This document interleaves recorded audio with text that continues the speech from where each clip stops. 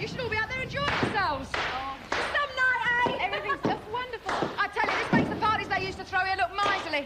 Carol says there must be every local there is out there. The master of the hounds in all the gear. I saw the vicar, he's come. When I have a party, everyone comes, eh? Oh, I wish we'd played tonight. We really should have done a gig, you know? Yeah, definitely. Yeah, for charity or something. Free concert. Charity? Yeah, and that ain't all. I tell you something, I'm sure glad Bill ain't here tonight. Actually, Bill is here. I've seen him.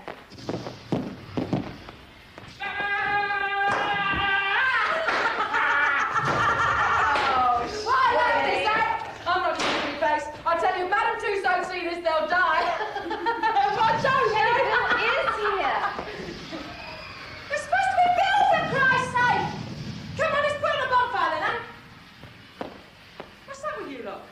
It's an incredible likeness, but the real-life Bill turned up, and I don't think he'll appreciate the joke. Well, sod Bill, because this is my party, and I think it's very funny. I put a lot of time and trouble into this, and it's the most expensive party I've played for since it came off Mandrax. I took bleeding weeks to get his head together. Howard! Listen, Bill! I just see... Bill! Another bloody Bill! Beauty and the Beast, shortly put down. Listen, my darling, I don't know if you've seen him yet, but I've just seen Pim. Pim, did you say? Yeah, Pim. What's he doing? I don't know. He looks like a ghost. He looks like he's going to stay alive about 1 more week. I wish I didn't know about this. Where is he? I left him standing over there, the other side of the moat, just standing there, just looking up at the house. Well, he'll have to go. I really can't face this. It's all right. Carol's dealing with it. She's fixing a car to take him away, and Trev's going to fetch him. I don't need this. This is the last thing I need, you know? The drug casualty number. I've been in this movie before. It's an incredibly boring cliche.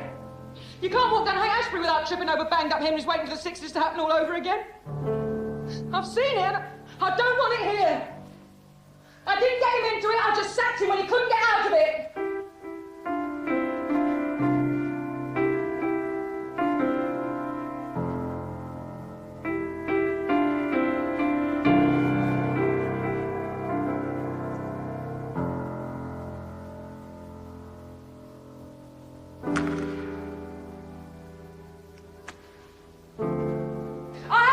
But we'd all have drowned. I want him away. I want him... You've got to get him off my land.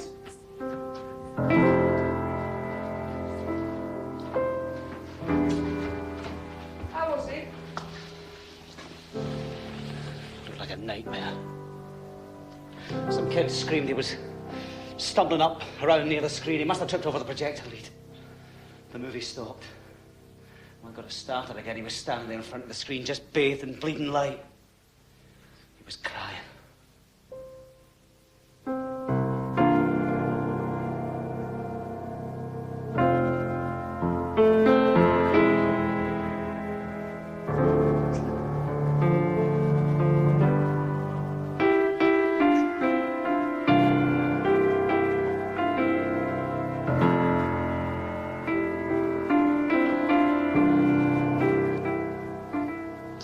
I really can't deal with it. He started clinging to me. I helped him up. He was just bones. I got some Franciscan monks to save him. In a monastery with God instead of smack. He asked me, will you, He strapped my bodyguard to evict him from my property. He needs very serious treatment. What did he say he wanted me for? Oh. He needs the best specialist treatment. What do I pay my bleeding taxes for? Me, Howard? You sure he said me? Yeah.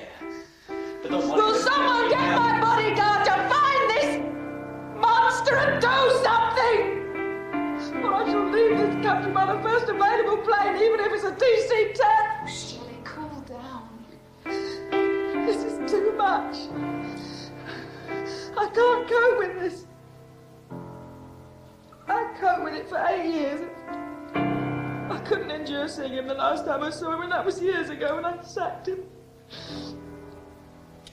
I don't know how people start using needles. I think it makes the smack go further. Oh. He started banging up in Berlin. I blame the exchange rate against the Deutschmark.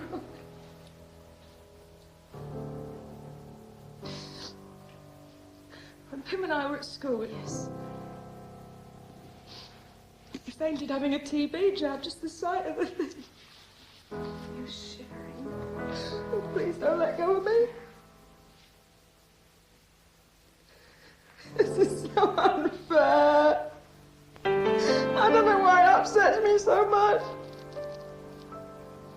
I don't know what attracts me to men with blatant weakness. I can't help the problems of the world, you know. I've got problems of my own. God, we suffer. Listen, what about these people that you phone up when you're about thing, mate? Samaritans. Yeah, right. Oh, they're hopeless. They don't say anything, but you phone them up, you have to do all the bloody talking.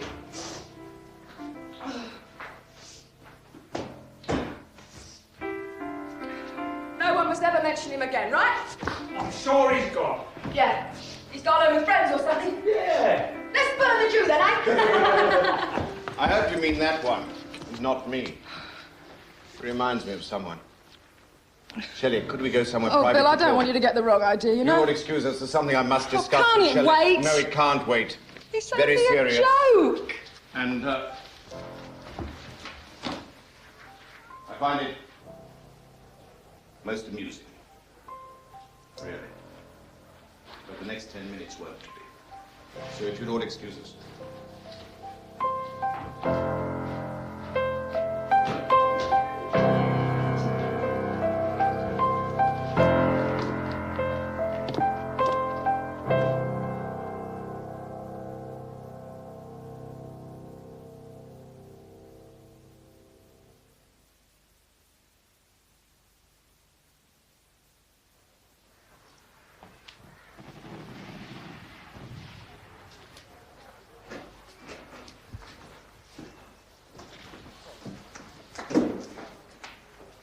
This is Mr. Stanley.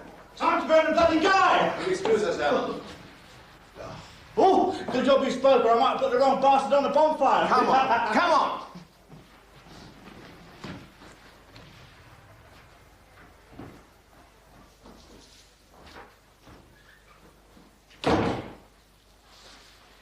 I'm sorry to interrupt your party, but your manager suggested... Oh, so this is a business meeting then, is it? You don't look like a businessman. I'm not. What are you? I'm a tennis coach. I'm an entertainer. Oh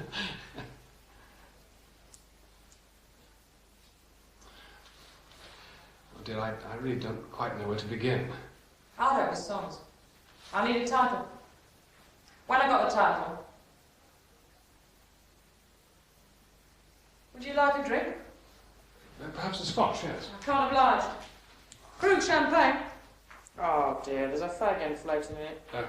Still, it's filter tip. They're less harmful to your health, I believe. So what do you want, Mr. Stanwell? You know my name, but you have no idea who I am? Should I? I'm Helen's husband. The Helen that your ex-husband David married when you and he had... Oh, yeah. I think I heard she got herself married again. I heard that round about the same time I heard David had... They always say the wife is the last to marry. Well, David always speaks very well of Oh, you. so you know David. You've met my ex-husband then, have you? I had to meet him. And he spoke well of me? Oh, yes, most definitely. He's extremely proud of your work, your success. He follows your career with enormous... David is still a teacher? No, he earns his living painting, solely on painting. House decorator. He paints paintings, modern style. I never thought David would stick it with Helen. I never thought I'd kid. But that's the point. So, you married Helen, presumably, after David and she had divorced? Some time later. Helen took up tennis. Look, about your son, David. You and Helen, you get on. Yes, Helen and I are extremely happy, actually. And I get on very well with the children, and they give every indication of being, well, as you might say, with me. We're a sort of unit. We live in the Hove. And Helen, she had your babies? 3, actually. Quite a handful. It's quite a handful. And my son, the maintenance checks I send me, adequate? For your son, yes. I don't earn very much. So how long have you and my ex-husband's ex-wife been married? 12 years, almost. We have 2 boys and a girl. So brothers as well as... Yes, all the children, all 4, they get on extremely well. That is until recently. Till the spring. Perhaps it's because he's their stepbrother. My son? Yes. I wish Wade had a boy. A boy first, and then a girl.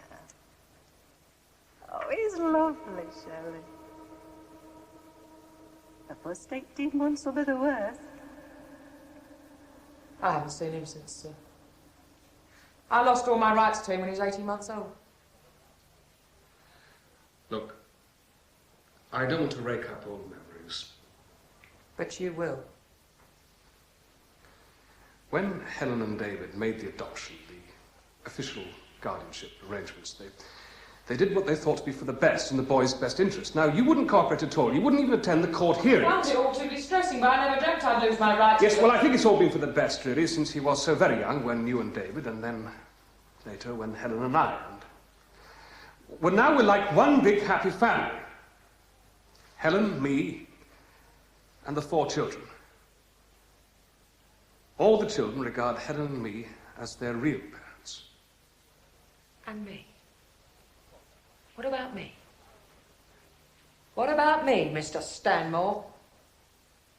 Well, quite frankly, we've never discussed you. I mean, we never told you... your son... that you...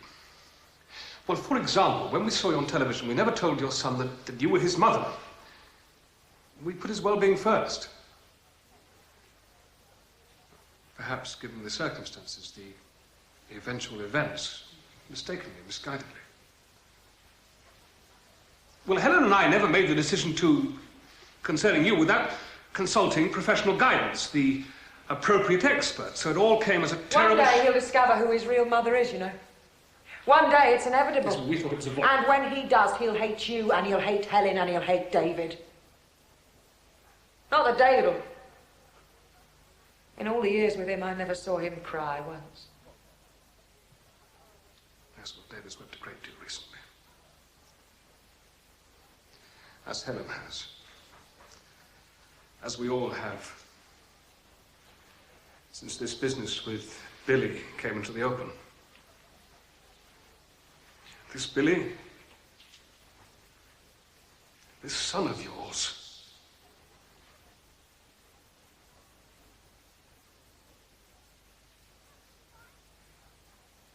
with such descriptiveness in his diary.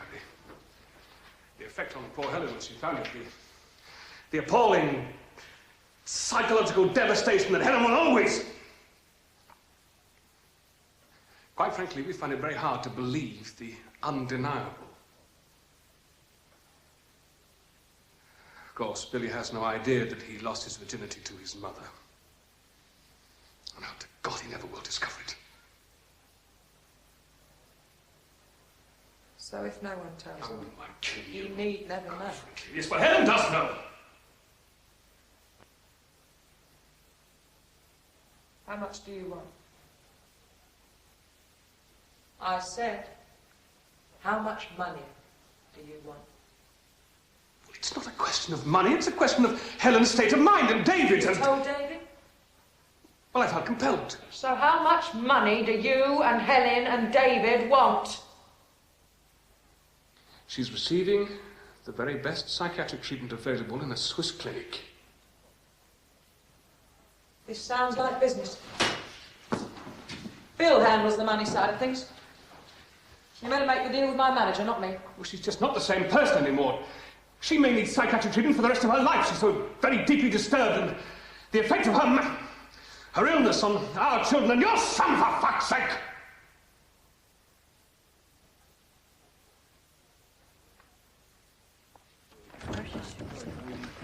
Good night, Mr. Stanmore. Oh, it's Chinny. He will ensure you have a safe passage to your car, where no doubt my manager will be waiting to make the financial arrangements with you. You should ask Bill to recommend a psychiatrist. nearer home, since you reckon on needing that sort of service so frequently. Bill knows all the best shrinks.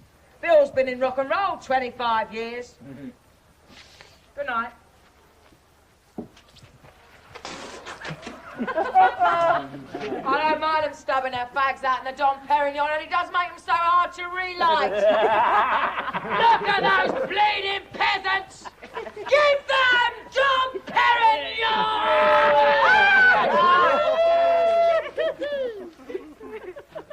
There's a whore in a convertible Cadillac abusing the vicar's family and blocking the exit of the catering truck. That's my wife! Yeah! Oh, it's a sunroof. He got stuck. I told her hell, but she thought I was trying to steal the car. Can't, so it's free. Go home, Trev. Take her and go. Oh, I'm not going home, Sally. I'm going to spend the night with you in your big brass bed.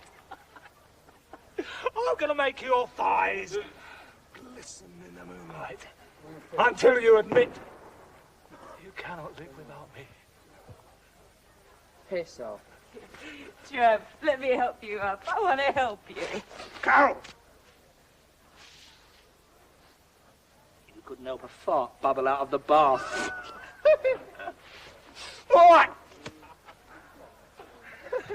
I'll go. But I know you, Shelley. I love you.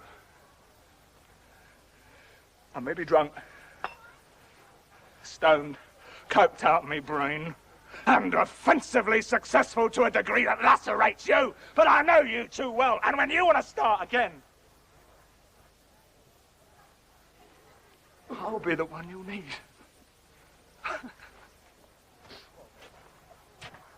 If you want to be a voice crying in the wilderness, cry! Bloody cry, Shelley! Your trouble is, you just look sad and mumble inaudibly. I'm a voice crying in the wilderness, and no one hears. That is a very famous quote. Not often I've taken to quoting a Barry Manilow lyric. Yeah, he's the one. You know, a night at a Barry Manilow gig is the perfect aversion therapy for people like us. Come on, come on, come on, come on. Yeah. Get down.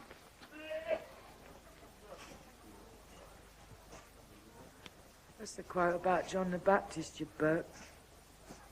Crying in the wilderness. You were the only bastard on the road who read books instead of Paul. Apart from me. That's why we're such unhappy rock and rollers.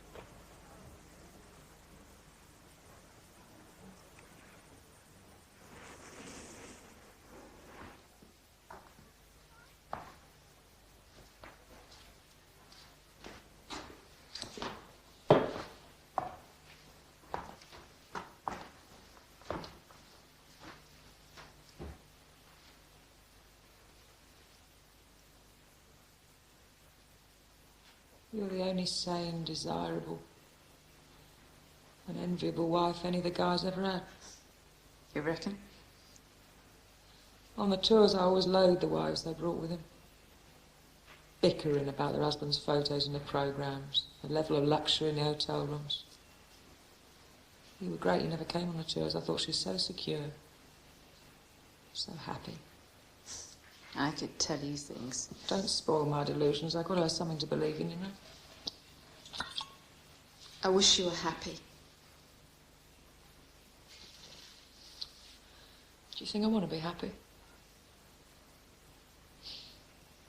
I mean, the only time I'm really happy is when I get out there on the stage. That really is the only time. Tonight I built it up. I felt the adrenaline. I'd have been happy doing the performance before. What was that all about? Just some dude trying to get my money off me. I don't know why I don't sign a couple of 100 blank cheques and then disappear and then everyone will be happy.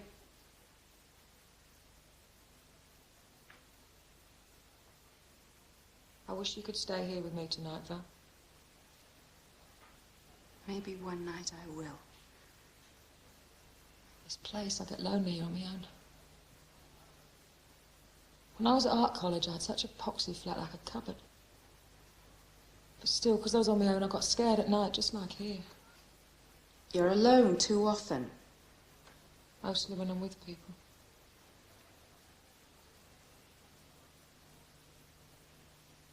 I've often thought how I'd like to get warm on you, Val. I will come and see you one day, friend. You can drive to get here. I mean, you don't need Mike to drive you. You can drive the car yourself to get here, to see me. Well, at least Angie's driving. We got the hood down. Look, Val, I think we really ought to be going. It's so late. The kids are whacked. By the time we get back to Barnet. Garden to weed tomorrow, cars to wash. Golf, actually. It's a club championship. Did you hear that, Elvis? If I got the office to stop paying you our salary check, and the garage bills and the new car every 2 years, would you go out with your credit card and buy our records and listen to them? I'm only asking out of interest. Yeah, I imagine I would. Why'd you ask? You gone flabby, Mike. Flabby, flabby, flabby, flabby. Flabby in the way you play, flabby in the way you live. Flab, flab, flab, flab, flab. Civil servants don't have the degree of financial security you lot had playing a long time in a rock and roll band, you know. Well, perhaps I'm not resisting middle age. Doesn't terrify me. Maybe I'll settle for growing old gracefully.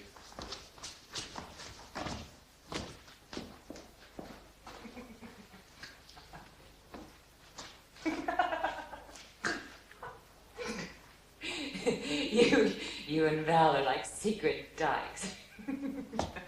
I heard. And how come you never hear the phone when I call you up? Oh, that Chinny. He's so muscular. Hey, can we use one of the bedrooms tonight? I'd like the blue room. I'm going to sleep there. It's a good room for dreams. You can use the stables. Very nativity. It's the ultimate trip. Only Mary and Joseph got it together there. All the bedrooms are empty. That's the way I like it!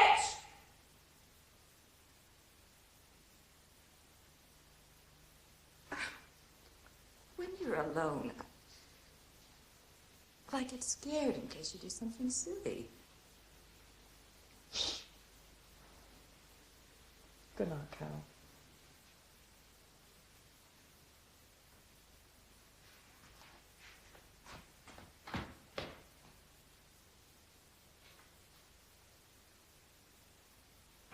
He staggered through the door. His face fell, his chin hit the floor. He knew his time was up. He'd been a sinner for too long. He said, wait a minute, boys. Don't make too much noise.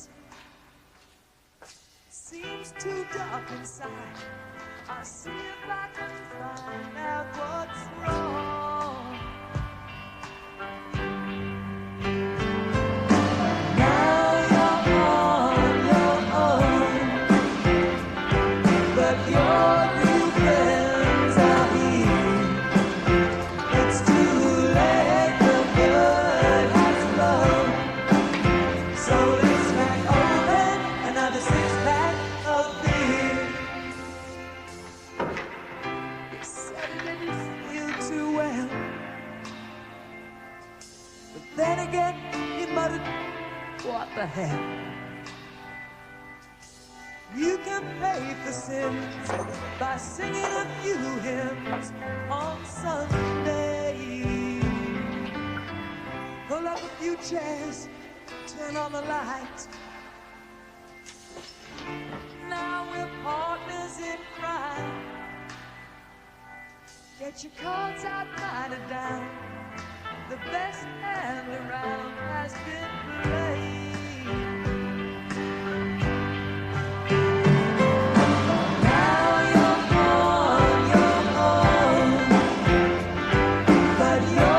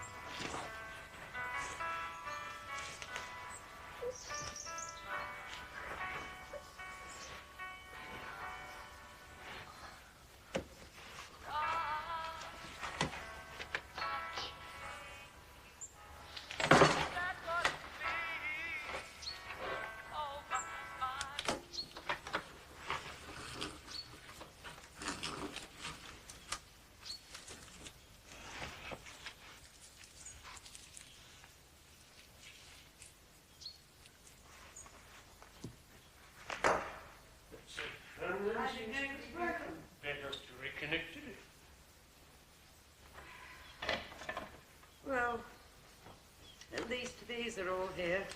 There's nothing broken. What shall we do about it?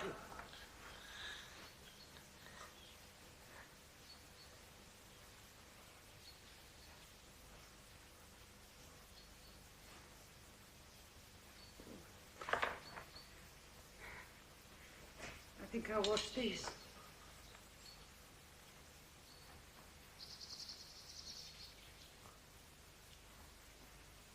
We were just checking the inventory. The crockery. Mercifully, everything seems to be in order. I had no idea you was still here, man. I understood from the new owner that you'd left more than a week ago.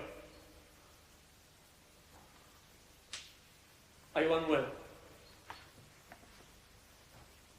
Ma'am?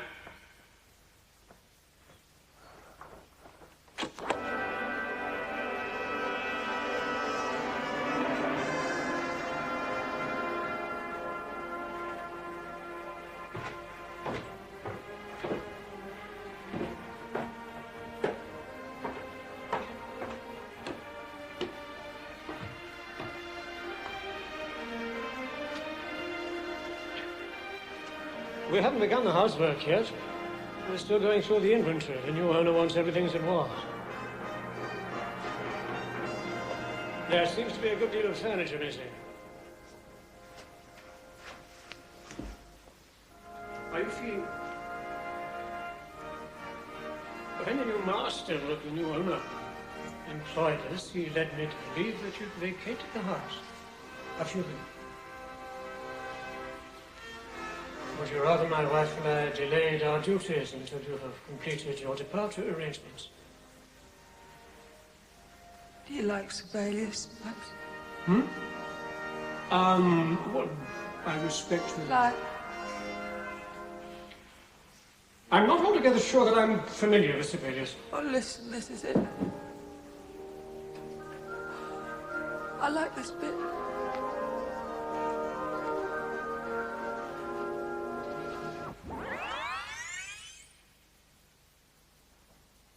It's automatic. Sibelius' father wanted him to be a lawyer, do law instead of music. If he'd done both, what a combination, eh? No one would have ripped him off, screwed him out of his house. This new owner, your new governor, man that now owns my house, English, white wog. I understand it comes from Tunbridge Wells, in industry. Done terribly well of late. Double glazing. Yeah? He had his own company, and I gather where he mentioned his purchase of this house from your company. It does seem rather extraordinary, all these business transactions. I think they're tax dodges. Ah, the company tax as opposed to... You got it. You should be in rock and roll.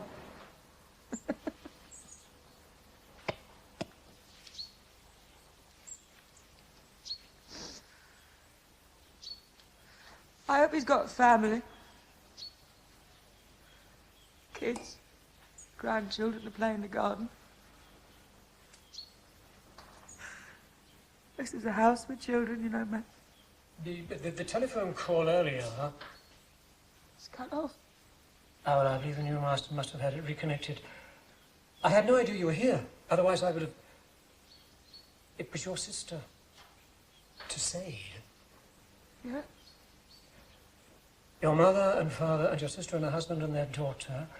Your invitation to spend Christmas here with you. She telephoned to say they would. If they accepted the invitation, would it be arriving on Christmas Eve? Well, I didn't know what to say about your selling, about the ownership of the house and them. I don't know if you are aware. Your sister's child is a girl. I wanted a daughter.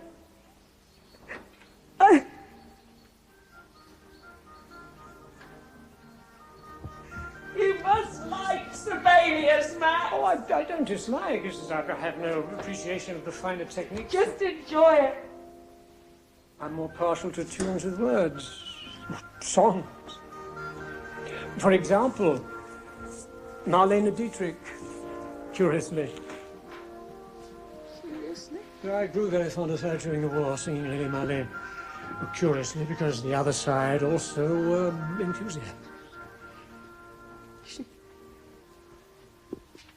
What a performer, eh? Made the songs her own. Impossible for... The last time that she performed in London, not so very many years ago, I was there. I obtained tickets. And I shall never forget that evening. She was 70. Well, so the papers said. They said she was ageless, but the enduring sense for me was her faultless illusion of youth. Oh, she sang the old songs, but it wasn't a nostalgic event. It was for the first time. Not in the past. Understand? I find it quite difficult to explain.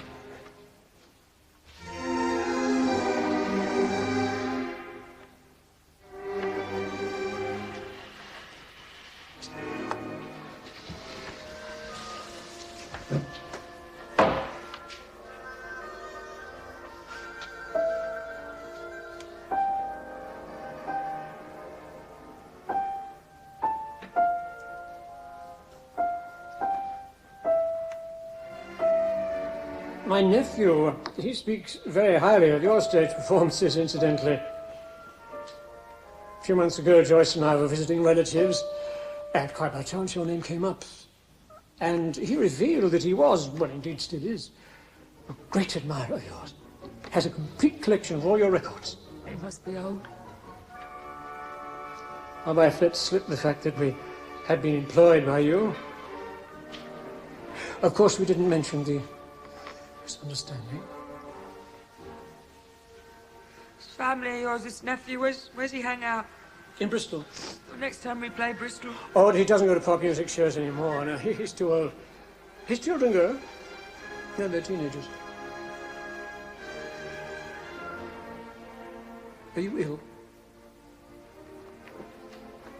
What is it? You look so cold. So thin. You see, what stunned me when I saw you, I thought... Last week, there was a terrible tragedy here. And at first, from the description of the deceased, I thought it was you. It was, in fact, a gentleman, so we subsequently learned. Of course, had it been you, thank God it wasn't, but if it had been you, no doubt there would have been mention of the fact in the Daily Telegraph. And I looked on every page with great relief when I... Apparently, he'd been camping in the orchard. Nobody knows who he was, where he came from. He'd frightened some children a few weeks ago, and the police had been called, and they brought dogs. But on the new owner's behest. Oh, trespassing, was he? The house unoccupied. After the accident, Where was it? Oh, no one knows. Was there a funeral? A cremation, locally. There didn't seem to be any family involved. Your business manager arranged the whole thing, most thoroughly. Simple affair. The army, Matt. All those years, do you miss it? Ah, well. I sometimes chuckle to myself when I recall the characters. The good times. Where have all the good times gone, eh? Hey. You wish nothing had altered? That it was still the good old days? No, not really. Well, after all, most things one does has a purpose or sometimes quite a short period of time. And then, when its usefulness is exhausted, one moves on. After all, one can't live in the past. Times change. And one must leave behind the path.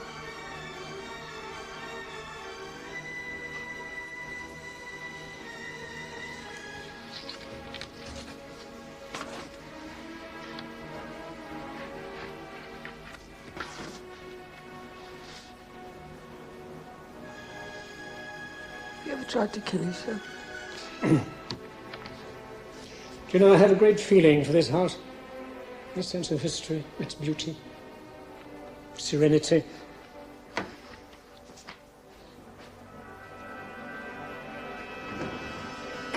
But the fact that this part of the building has been standing for, well, 500 years, and will probably go on for another 500, 1,000 years before it ceases to leave its mark against the sky.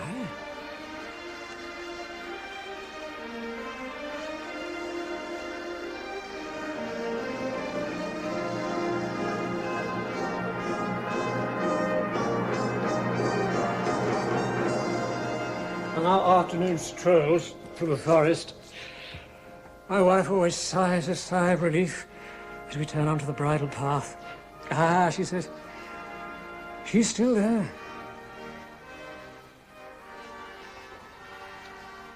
Have you ever tried to kill yourself? I'm sorry, what was that? I didn't quite hear the question. I asked if you'd ever tried to kill yourself. Oh, I can't imagine. What do you mean? Suicide. Have you ever tried it? Suicide? How do you mean exactly? Bad times. Very low times. Times when you've been very down. Like in the war. In war. Everyone dying. Friends dying. Being killed. Things smashing. Havoc, all that misery. Pain. You ever wanted to die? End life? Have you? There was always so much to hope for. Not every day. Despair. Well, it seemed rather indecent to despair. We took rather a dim view of pessimists. I don't really understand the question, ma'am. I've never actually heard anybody say it. I've read about it in the papers. I can't understand their state of mind. You all right, ma'am? In truth, are you all I'm right? ready to go now, Max. It's time we got back to the village before the road freezes. It's time for tea. Yeah, in a moment, Joyce. It'll all freeze up. Look as if you haven't eaten for weeks. Oh, would you like something hot to drink? A cup of tea, perhaps, or some soup? I'm not making anything. Not for her. Then I'll make it. If you'd like something warm to drink. I couldn't find anything in the kitchen. I couldn't work the gas. Since the accident. We had to clear the lot out in the kitchen. It had all gone mouldy. Joyce! Just a mouldy, disgusting mess. I don't know how people can live like that. Joyce, if you want to go on ahead, I'll be along later. Don't do anything for her. She's a witch. She's filth. She's disgusting. She's got no rights here. She shouldn't be here by rights. It looks as if she almost died. And good riddance. And all those disgusting things in the bedroom. We had to clear out all the filth. All the things that had gone on here, the way she was. To you.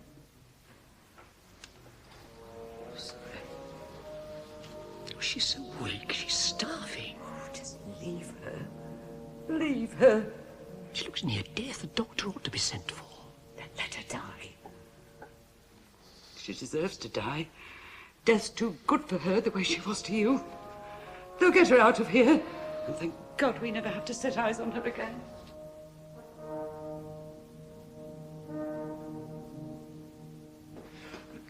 If there's anything I can do. Just get that old bitch out of here! They'll send the dogs in after you, you know. They do it. That's what they do with tramps and dossers and... why don't you go away? You are not welcome here. Joyce, please. You haven't forgotten what she did. What she did to you. And all those years ago, those many years ago, the way we treated her. Look, I didn't intend to. Times were very... I can't rationalize now. But I can remember. And although I cannot understand, I do assume the relationship between my behavior all those very many years ago with some Romanian.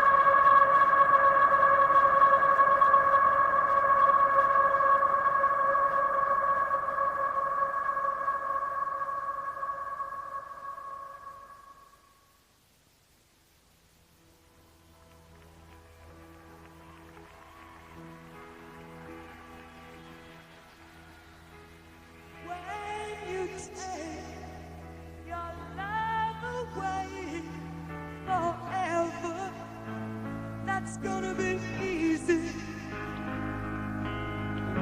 You can always have it back. This love is only temporary. This love is only temporary.